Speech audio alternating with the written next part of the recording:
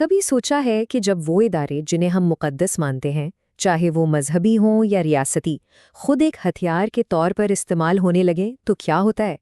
آج ہم ایک مقرر کے بہت ہی طاقتور تجزیے پر بات کرنے والے ہیں جو ٹھیک اسی سوال کی گہرائی میں اترتا ہے۔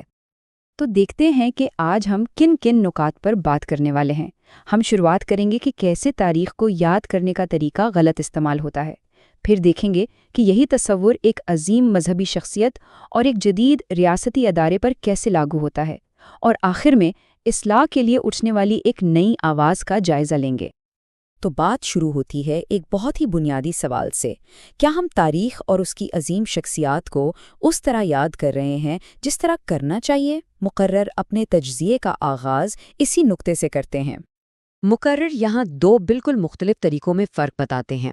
ایک طرف ہے ایام اللہ، یعنی اللہ کے وہ خاص دن جن کا مقصد قرآن کے مطابق اپنے اصولوں اور نظریات کو تازہ کرنا ہے، اور دوسری طرف ہے ہماری آج کی تقریبات جیسے سالگرہیں جن کی اکثر کوئی گہری تاریخی یا مذہبی بنیاد نہیں ہوتی۔ ان کے مطابق ہم اصل مقصد ہی بھول گئے ہیں۔ اب یہاں سے بات ایک بہت ہی دلچسپ موڑ لیتی ہے۔ مقرر اسی نظریے کو تاریخ کی ایک انتہائی محترم شخصیت حضرت فاطمۃ الزہرا پر لاگو کرتے ہیں۔ ان کا کہنا ہے کہ ایک ایسی عظیم شخصیت جو خیر کثیر کا سرچشمہ تھی، انہیں عوام کے ذہنوں میں صرف ایک یا دو غمگین واقعات تک محدود کر دیا گیا ہے۔ مطلب ان کی جو وسیع میراث ہے اس کو نظر انداز کر کے صرف ایک محدود تصویر پیش کی جاتی ہے جو ان کی اصل عظمت کو ظاہر ہی نہیں کرتی۔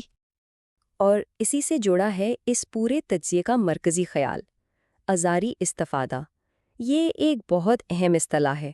اس کا مطلب ہے کسی بھی مقدس شخصیت، علامت یا ادارے کو اپنے ذاتی، سیاسی یا یہاں تک کہ تجارتی فائدے کے لیے ایک اوزار یا ٹول کی طرح استعمال کرنا۔ مقرر کے مطابق یہ غلط استعمال دو خطرناک شکلوں میں سامنے آتا ہے۔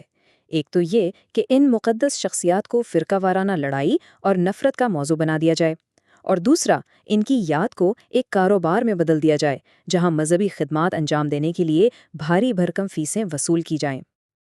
اچھا، تو یہ اوزاری استفادہ کا تصور صرف مذہبی دائرے تک ہی محدود نہیں ہے۔ مقرر کا کہنا ہے کہ اس کی سب سے واضح مثال آج کی سیاست میں نظر آتی ہے، اور خاص طور پر پاکستانی ریاست کے ایک بہت ہی طاقتور ادارے کے اندر۔ یہاں مقرر بغیر کسی لگی لپٹی کے سابق جرنیلوں فیض حمید اور قمر باجوہ پر الزام لگاتے ہیں۔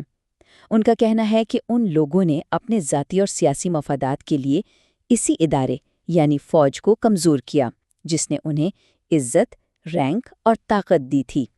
مقرر اس پورے معاملے کو ایک سیاسی پروجیکٹ کہتے ہیں۔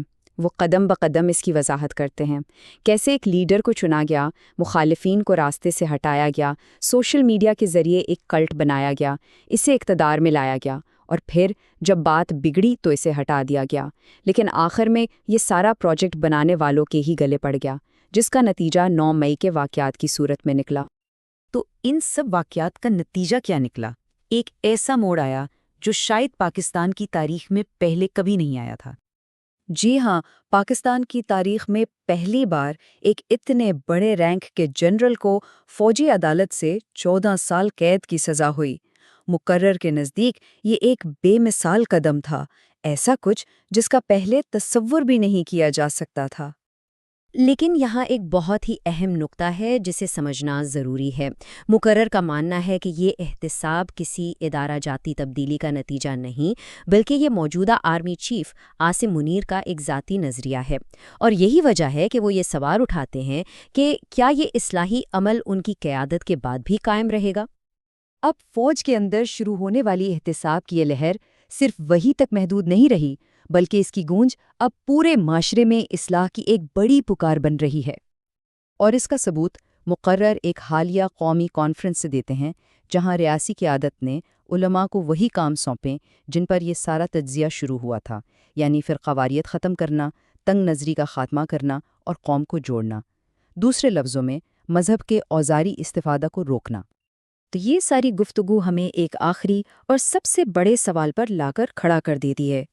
کیا احتساب کی یہ لہر ایک مستقل نظام کی اصلاح کی شروعات ہے، یا یہ صرف ایک طاقتور رہنما کی ذاتی کوشش ہے جو ان کے جانے کے بعد دم توڑ دے گی؟ इस सवाल का जवाब ही पाकिस्तान के मुस्तकबिल का तयन करेगा।